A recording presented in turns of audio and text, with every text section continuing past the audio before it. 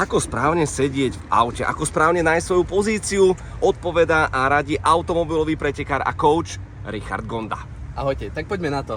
Za mňa pravidlo pravých uhlov, to čo vychádza presne aj z posledu, ktorý som na pretekárskom aute zvyknutý, aby bol bezpečný, aby som správne cítil a celý čas vedel manevrovať s tým, čo sa deje. Pravý uhol v kolene, to znamená, že viem celý čas dostatočne silno a rýchlo zareagovať. OK, to je ľavá noha, pravou aj na pedál, aj na brzdu, prípadne na spojku, keď máte manuál.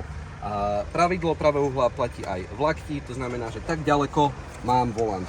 Ako náhle mám takto väčší uhol, otvorenejší, prichádza nejaká krízová situácia, som príliš ďaleko, musím sa načahovať za tým volantom, nie je to dobré. Čiže pravý uhol, výška, približne keď držím takto o 3/4 na 4. Na 3. Na 3 hodinky, ja mám digitálne vidíte.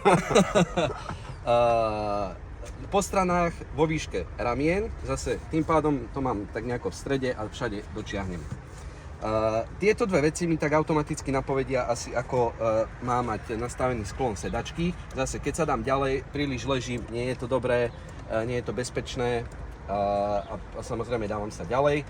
Pozor na to, nebyť príliš blízko, obzvlášť ženy, pretože môže nastať pri výbuchu airbagu väčšie poškodenie na hrudi. No dobre, a ešte jedna záležitosť, a to je hlava, výška.